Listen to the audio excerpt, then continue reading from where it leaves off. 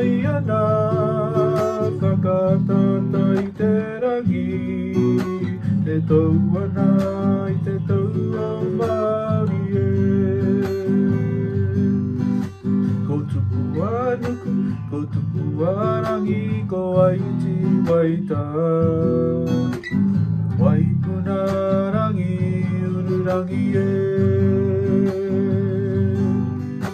ko tupu anuku ko tupu arangi ko aiti waita waipuna rangi ururangi e ko pohu tukawa e ka iwa I te rangi e matariki